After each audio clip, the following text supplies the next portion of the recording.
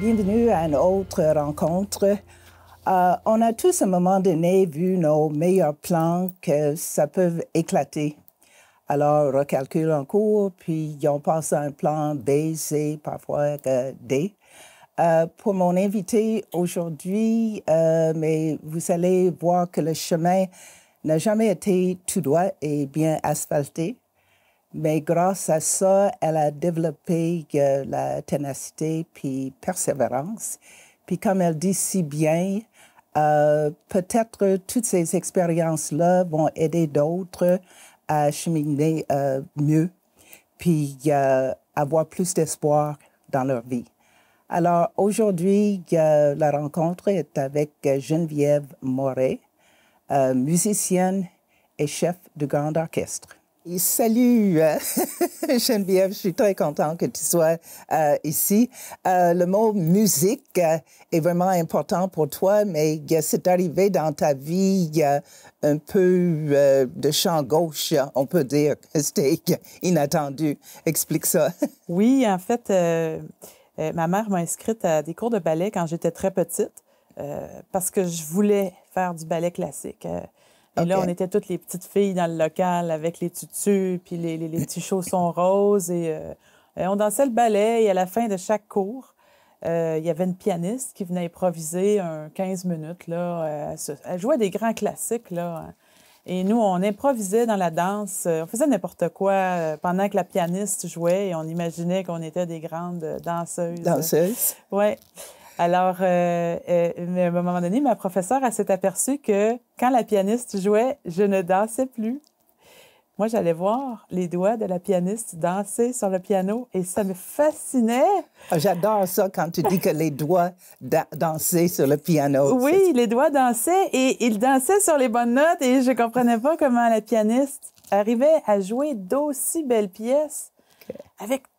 Tu sais, il y en a des notes sur un piano, là, oui. Mais là, c'est des combinaisons de 2, 3 notes, puis ça faisait toute cette belle musique-là. Et là, j'étais complètement fascinée par... Puis là, tu étais mordue. Ah oui, je tenais le piano comme ça, puis je sentais le piano vibrer, puis je regardais les doigts... et je dansais pas, là. Mais puis, ma professeure a dit, Geneviève, viens danser, là, viens. Je dis, non, je veux voir les doigts de la pianiste danser. Puis ça, c'était le commencement. Ouais. Mais après ça, tu as eu toutes sortes de cours, toutes sortes d'expériences, toutes sortes d'activités qui, la musique, c'était le central. Parle de ça, toutes ces activités-là. Oui. Ça a commencé encore très jeune. Je dirais vers l'âge de 8 ans, à un moment donné, j'étais arrivée chez moi puis j'ai vu un piano dans le salon. Donc, j'étais très contente de ça. Mes parents ont acheté un piano puis ils ont fait une surprise. Donc, j'ai commencé à suivre des cours de piano en privé pendant plusieurs années. C'était l'approche un peu plus classique, là, normale des jeunes. Et ensuite, j'ai été aussi dans les cadets, j'ai fait les fanfares, je suis tombée dans les harmonies. Et à un moment donné, j'aimais ça jouer en groupe. Même au secondaire, on parle à peu près dans les mêmes groupes d'âge. Là, je me suis retrouvée en concentration musique. Et avec les cadets, j'ai fait même les camps de musique de service. Où j'ai pu faire plein de spectacles. De spectacles. Puis un spectacle qui était important, c'est que tu as dirigé lors des expos l'hymne national. Oui, ça, c'était à peu près dans les années 90-11, dans le temps que les expos, là, c'était vraiment populaire à Montréal. Il y avait Philippe Allou, puis les estrades populaires, c'était plein dans le stade olympique. Je pense qu'il y avait 60 000 personnes minimum. C'était plein par tous les étages. Là. C'était incroyable, cette période. Et ce qui est arrivé, c'est que pas le chef d'orchestre, le tambour-major qui dirigeait notre groupe d'harmonie, je ne sais pas s'il je pense qu'il est venu, mais il n'a pas trouvé là où il fallait se rejoindre. Et là, il fallait aller jouer les hymnes nationaux. Donc, ils m'ont demandé rapidement, ils ont dit, Geneviève, comme tu as fait le camp de musique de service, puis on l'avait vu un peu comment diriger pendant ce camp-là, est-ce que tu voudrais diriger puis faire les hymnes nationaux du Canada et des États-Unis? devant tout le monde. Et là, j'ai accepté tout de suite. J'ai dit oui, oui, oui. Et je me sentais Quelle prête pour expérience. ça parce que je pratiquais en cachette là, dans ma chambre. Ah non, c'est... Oui. Mais c'est ça, la musique, c'est vraiment ancré. Mais comme j'ai dit au début, tout allait bien, tout était parti pour la gloire et paf, comme je dis, il y avait une série de malchance, on peut dire que... mais en tout cas, c'est ça, tu as cassé, il y a toutes sortes de choses. Oui. Le saxophone, il y a tout... Oui. Puis c'est sûr que dans tout ce que je raconte, c'est sûr que je peux compter juste ma vie, mais c'est pas intéressant. Je sais pas, là. Mais je sais que tu as d'autres choses, d'autres messages que tu veux passer. C'est vraiment dans le but de donner un message d'espoir aux jeunes, puis de dire, lâchez pas vos passions, puis lâchez pas vraiment ce qui vous fait vibrer intérieurement, parce que si vous l'avez pas tout de suite, la vie va vous l'apporter. Et de ce pas. Non, parce que le chemin n'est pas toujours droit, mais on peut, comme on a déjà dit, quand il y a une porte qui se ferme, une autre va ouvrir et probablement c'est une meilleure pièce. Exactement. Et puis, avec ce que tu me dis, j'avais commencé dans les cadets, moi, à jouer de la trompette. Et là, à 15 ans, on m'a mis des broches de correction pour des broches orthodontiques. Là. Oui. Et je ne pouvais plus jouer de trompette. Donc, ça faisait 2 ans que je jouais de la trompette. Donc, j'étais obligée d'arrêter la trompette. Alors là, on m'a dit, ben, tu peux jouer du saxophone. Fait que là, j'avais commencé, j'ai expérimenté l'alto, ensuite le ténor, et j'ai expérimenté le baryton aussi dans le cadre de mon école secondaire, l'école secondaire de Le Tendre, là, où j'ai eu la chance d'expérimenter un peu plus loin aussi dans les cours. Ouais. Mais malheureusement, je pense que c'était quand tu voulais rentrer au cégep à l'université. Bon, je voulais rentrer au cégep en musique au cégep Saint-Laurent. Oui, ça c'est vraiment difficile de rentrer là, puis je voulais rentrer en jazz. Oh. Donc, une semaine avant les auditions, j'avais un concert avec les cadets. Et on était sur la fin de l'été, là. Je me suis penchée parce que mes feuilles sont parties au vent. On était dans un concert extérieur. Et quand je me suis penchée pour ramasser mes feuilles par terre, le saxophone ténor a décroché, est tombé par terre. Et c'est complètement bossé. Les clés ne fonctionnaient plus. Le sax est parti en réparation. Et on m'a prêté un autre instrument que j'étais pas capable de sortir un son de ça. Et j'ai fait mes auditions, imaginez, avec un instrument qui fonctionnait pas du tout. Donc, c'est certain que j'étais refusée. Et à ce moment-là, mais c'était, dans ta tête, c'était un désastre. Ouais. Mais probablement, si tu avais suivi ce chemin-là, mais tu as d'autres choses. Donc, c'est là que la ténacité puis la persévérance, ça rentre en ligne. Puis où est-ce que tu es allé après? Ça t'a pointé dans quelle direction? Bien, le désastre a été encore plus profond parce qu'au même moment environ, je faisais beaucoup de sport. J'étais très sportive. Je faisais de la course en patin de vitesse à roulette. Et pendant les compétitions nationales à Winnipeg, j'ai fait une chute et je me suis brisé la mâchoire. Donc, je peux plus jouer de saxophone. C'est terminé. Donc, en quelque part, je peux le voir comme une chance que j'ai été refusée au cégep parce que si j'avais commencé mes études dans ça, probablement qu'il aurait fallu que je lâche mon instrument. Tu as toujours une phrase que moi, je trouve que ça va bien avec toi. C'est j'ai demandé à l'univers de m'aider.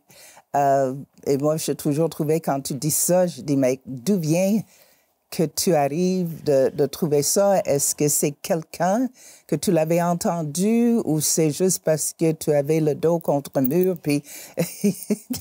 Le mur est ici. Le mur était là, pas le dos. Oui, mais je suis comme ça aussi. C'est tellement un sentiment de désespoir que, à un moment donné, tu peux comme plus te revirer vers toi pour continuer d'aller de l'avant. J'étais dans un état complètement démotivé. Même, je suis tombée malade. J'ai eu des grosses grippes. J'étais fâchée. Ça affectait tout. Hein? Oui, c'était épouvantable de vivre ça.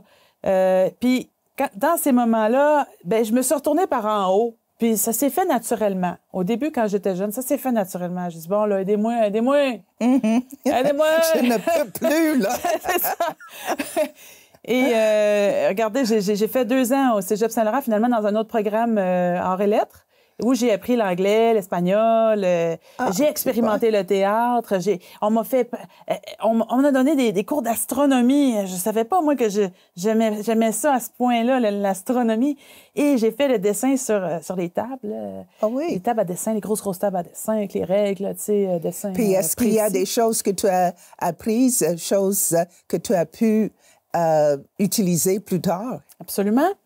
Quand j'ai expérimenté justement les dessins techniques, ça m'a dit, moi j'aimerais ça travailler dans les arts, j'aimerais ça être graphiste dans la vie. Donc j'ai changé de voie, j'ai été faire un diplôme d'études collégiales en graphisme à ANSIC, diplômée cette fois-ci. Voilà, donc ça m'a amené ailleurs. Et en même temps, je continuais de suivre des cours de piano. Parce que ça m'amusait. C'est toujours, oui. Parce que c'était important pour moi. Mais à un moment donné, tu te trouves au casino. Oui. Et là, tu n'aurais jamais pensé que la musique viendrait te chercher, mais encore, la musique rentre dans ta vie, inattendue, comme toujours. C'est incroyable. J'ai fait une offre, j'ai fait une demande d'emploi au Casino de Montréal. J'avais le goût d'expérimenter. C'est toujours le goût d'expérimenter. Ça part de là. Bon. Je voyais les soirées casino, les gens sont habillés chic, ils font une sortie, ils vont jouer. Et je voyais tout le côté un peu glamour du casino. Puis ça m'attirait. Je me sentais attirée vers ça. Et puis j'étais jeune, fait que c'est sûr qu'on travaillait toujours les soirs, les week-ends, le temps des fêtes. Mais j'étais appelée, moi, par hasard. Je suis tombée sur un travail qui m'a demandé d'être présente au cabaret du Casino de Montréal, particulièrement. J'étais au Keno, donc j'étais runner, coursière. Oh! Je ramassais les mises de toutes les personnes qui attendaient le spectacle. Et pendant que les gens attendaient le spectacle, il y avait un pré-show, un pré-spectacle avec 3 musiciens que j'ose nommer. C'était le trio Serge Lortie. Un contrebassiste, un pianiste et un tromboniste. Et puis, ils faisaient des standards jazz, là, tu sais, pendant que les gens mangeaient. Puis, j'adorais ça! Et je les voyais sur la scène à chaque soir. Je parlais avec eux et j'étais encore une fois captivée. C'est sûr qu'il fallait que je travaille, mais un peu comme la petite fille qui allait voir les doigts de la pianiste, j'avais la scène à mes pieds. Et j'étais si proche de mon rêve d'être musicienne à chaque soir, de soir en soir. Mais je sais que là, tu es toute pleine d'enthousiasme, mais si on te connaît, tu sais qu'il y a de quoi qui arrive. Oui. Ça ne fonctionne plus. C'était le bras ou quelque chose qui... Bien, le mouvement répétitif au Casino de Montréal, tu sais, le bras qui ramasse toujours l'argent du monde, là, qui fait ça tout le temps. Là. Donc, j'ai développé un problème qui faisait que je ne pouvais plus travailler au casino. Je suis tombée dans les examens... bon, j'avais une élongation multidirectionnelle, tendinose, bursite, atrophie musculaire... mais tous les problèmes étaient dans mon bras gauche. Puis il n'y a personne qui comprenait parce que je suis droitière, tu sais. Mais c'est la main qui pitonne et c'est la main qui ramasse l'argent.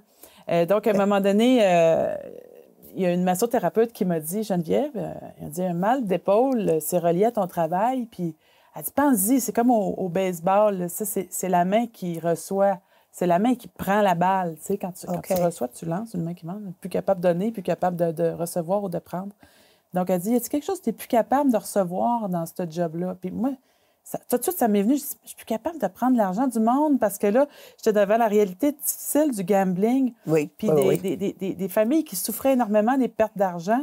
Des chicanes de couple en avant de mon kiosque parce que là, il y en a un qui veut jouer un dernier 100$, puis l'autre dit, je peux pas, on va mourir de faim. Donc, j'avais cette espèce d'insatisfaction-là qui persistait dans ce travail-là. Et ça, c'était aller par le bras que tu le mal. Oui. Que c'est... Puis quelque chose d'amusant que j'ai remarqué, c'est que quand je jouais du piano, là, c'était pratiquement le même mouvement que quand je ramassais l'argent. Mais Ben, quand je jouais du piano, j'avais pas de douleur. il n'y avait pas. Il n'y avait Parce pas que de douleur. là, la musique, le piano, ça va faire d'autres choses. C'était plus positif pour toi, là. Exactement. Et là, tous les médecins disaient, avant de me dire que j'avais un diagnostic X, là, ça a pris du temps, ils me disaient, « Ah, t'as rien, c'est pas cassé, retourne travailler, tout va bien. » Mais moi, je savais là, qu'à chaque fois que je travaillais, le problème revenait. Donc, j'expérimentais un peu ce qu'on appelle, on va dire, un blocage énergétique. Là. C'est comme l'énergie, elle passe plus pour ce job-là. Ah. Écoute ton bras, puis ma massothérapeute m'avait dit, suis la direction que ton bras te donne. Donc, pour moi, la direction, c'était la musique parce que quand je jouais du piano, je ne souffrais pas. Mais quand j'allais travailler, je souffrais. Et c'était dans le même mouvement. Et à ce moment-là, j'imagine que tu as demandé une fois de plus à l'univers. Aidez-moi! Toi, est-ce que c'est là, à ce moment-là, que Jill Hunter, il y avait un nom, je sais que Jill Hunter est rentrée dans ta vie? Gilles est arrivé après. OK. Mais il y a eu quelque chose entre les deux. À un moment donné, j'ai eu un chum que j'ai rencontré au casino qui s'appelle Éric Galipeau. Je vais le nommer aujourd'hui parce que Éric est très connu du domaine des conférenciers et ses parents m'ont fait le cadeau. Ses parents étaient vraiment allumés, très conscients. M'ont fait un cadeau parce qu'ils voyaient dans ma vie que j'étais comme dans un coin frustré, là. Ils m'ont dit, « Ah, on va te payer une fin de semaine, là, dans une école où ce que tu vas apprendre à te connaître, là. » Donc, c'est là que j'ai fait l'atelier qui a duré une fin de semaine, éveil et manifestation du soi. Et qu'est-ce que tu as appris dans ça, là? Ben, oui, dans ça, ça nous permet un petit peu d'accepter notre passé, puis de ne pas résister, de ne pas regretter, de ne pas dire, OK, de dire, dans le fond, que tout ce qu'on a fait jusqu'à maintenant, même si on voit ça très négatif, que tout est parfait. Et c'était une partie de parcours qu'il fallait que tu passes par là pour avancer. Exactement. Donc, ça m'a permis d'avancer et à la fin d'avancer, je veux dire, dans ma perception limitée, si je peux dire, de voir ma vie comme étant un échec, encore une fois. Ah. Et à la fin de cet atelier-là, on avait un devoir. Et il fallait faire un miracle dans notre vie. Il fallait créer un miracle. Et toi, c'était quoi? Moi, c'est là que j'ai décidé de faire une folie, puis j'ai dit, j'ai été refusée au cégep en musique, hein. Là, je vais aller à l'Université de Montréal, je vais envoyer une demande. Oh my God! Pour le fun! C'est juste pour dire, hey, je fais ça, moi. Et tu as été acceptée? J'ai passé tous les tests et j'ai été acceptée à l'Université de Montréal. Yes! 15 ans après. Non, mais c'est jamais trop tard. Oui. Alors, moi j'ai vu ça comme... ça a été incroyable. Ah, mais c'est super. C'était un vrai miracle. Oui. Tu as réussi. Absolument. Absolument. Ah, mais c'est bon. Oui. Donc, mais c'est ça, Jill Hunter, c'était qui commence? Je me souviens pas, c'est juste le nom. Jill Hunter, c'est... lui est arrivé en même temps que ma deuxième année d'université, baccalauréat, musique générale, piano classique. J'étais dans ça. Et Jill Hunter, c'est un grand jazzman. Accordéoniste fabuleux, pianiste exceptionnel. Il faisait des soirées restaurants, il était tout seul, il embarquait tout le monde dans ses chansons, tout le monde chantait, c'était vraiment festif. Il avait le don d'aller chercher le monde de par sa musique, de par sa présence, de par ses actions. Et j'ai appris non seulement la musique avec lui, j'ai appris au-delà de la musique. J'ai été chercher vraiment le côté magique de la musique, si je peux dire, avec Jill Hunter, qui est aujourd'hui décédé. Il était un prof très sévère avec moi. J'ose dire brutal aussi, un petit peu, mais correct. Et là, j'ai comme un peu bifurqué vers les standards jazz. Donc, j'ai lâché le classique. Tu es allé plus vers jazz. Oui, j'étais un peu fatiguée de jouer comme un robot, toujours les mêmes partitions. J'avais envie des nouvelles choses. Et je voulais aussi satisfaire ma passion pour le jazz qui était là depuis que j'avais vu les musiciens au casino. Donc, je rejoins un peu avec les 6 années au casino où j'ai travaillé au cabaret et je voyais du jazz à tous les soirs et qui me fascinait grandement aussi. C'est... Oh mon Dieu! Une autre, parce que tu as plusieurs arcs à tes cordes, mais tu étais aussi prof de yoga. Ah oui! J'ai dit, OK, ça c'est Oui. complètement. Il reste pas beaucoup de temps, donc oui, j'en sais pas ça vite. oui. Le yoga est arrivé dans ma vie. J'ai eu un moment de guérison et j'ai eu un moment de reconstruction. Donc, mes 6 ans au Casino de Montréal, que ça a duré pour créer une détérioration dans mon épaule, a pris 6 ans de reconditionnement pour reconstruire. Et suivant le désir rendu ici à Thetford, parce que je suis partie de Montréal à un moment donné de ma vie, je suis arrivée à Thetford et j'ai démarré 2 entreprises. Et là, j'avais une entreprise avec les urnes, les pierres stéatites, là, les urnes funéraires en pierre à savon. Donc, je faisais beaucoup de polissage à la mine à East Broughton. Je les salue. Chantal et Jean-François. Et à un moment donné, j'ai tellement fait beaucoup d'urnes au début que je me suis retrouvée avec 2 tendinites dans les coudes, des épicondylites. Et ça revenait dans les épaules encore. Donc là, il me restait pas beaucoup d'argent. J'ai pris tout ce qui me restait parce qu'il y a un ami qui m'a dit « Geneviève, je m'en vais faire une formation de professeur de yoga en Inde. Est-ce que tu viens avec moi? » J'ai dit « OK. » J'ai même pas pensé. J'ai pris tout l'argent qui restait, all-in. Je suis partie là-bas. Puis je suis revenue avec un diplôme de professeur de yoga international. Mais ça faisait déjà 7 ans, 8 ans que j'avais une routine de yoga quotidienne. Il faut qu'on passe vite parce que je veux aller aujourd'hui, là, un peu passer 1 heure avec toi. Mais c'était tout un hasard que je pense que c'est Denis qui t'a présenté Denis Bourgault parce que le chef d'orchestre, le chef pour le grand orchestre se retirait et toi, tu as été offert. Vraiment, il faut que ça soit short and sweet, mais tu es là maintenant. Comment est-ce que tu aimes ça? Il y a 2 ans, ça faisait 8 ans que j'étais avec mon chum de maintenant, François Paradis, qui est un grand percussionniste et qui donne des cours de djembé, polyrythmie africaine. Et c'est là que j'ai rencontré Denis. Ah, OK, Bourgault. oui. Et à un moment donné, on parlait. Puis là, je racontais à Denis mon histoire de cadet, là, puis de direction, puis de camp. Et Denis a dit, hey, justement, il dit, notre chef d'orchestre au Grand Orchestre, là, il pense peut-être à prendre sa retraite. Ça te tenterait-tu de venir voir juste pour essayer, pour voir comment tu te sentirais dans ça? Je dis, ah oui, j'aimerais ça, j'aimerais ça. Et là, on était en train de sortir du COVID, là. Donc, c'était en 2022. Et là, tout de suite, j'ai dit oui parce que j'ai senti que ça me rapporterait un petit peu dans le communautaire, que j'ai passé beaucoup d'années dans le communautaire et j'avais besoin de ça vraiment. Être toute seule de chez moi... non, ça, c'est pas toi. Pendant des années, là, 1 an, 2 ans, OK, un break, OK. Mais là, je devais revenir et j'ai senti cet appel-là. Quand je les ai entendus, j'ai su tout de suite. Ils faisaient Louvain. Ils ont fait Louvain, j'ai vu le show. Le vin, puis c'était là. Depuis ce temps-là, mais c'est sûr que tu as fait Piaf, où tu as dirigé. Tu as aussi, tu étais musicienne pour Piaf. Et après ça, cette année ou l'année passée, c'était Frank et Ella. Ella et Frank. Oui, Ella et Frank.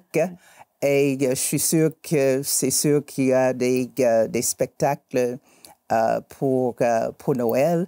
Moi, je dis toujours, c'est un 2 pour 1. Les gens, ils ont pour leur argent quand tu diriges parce qu'ils ont les musiciens, les chanteurs, puis il y a Geneviève qui bouge vraiment.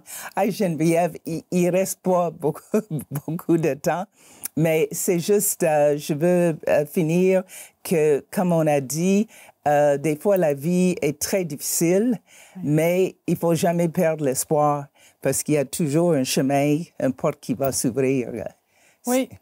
Des fois, on va aller là, la vie nous fait passer par un autre chemin, mais moi, je vous encourage vraiment à ne pas lâcher vos rêves et à aller continuer d'avancer avec la passion qui vous amène. Qui vous anime plutôt. il faut le voir sur plusieurs années parce que là, j'approche la cinquantaine.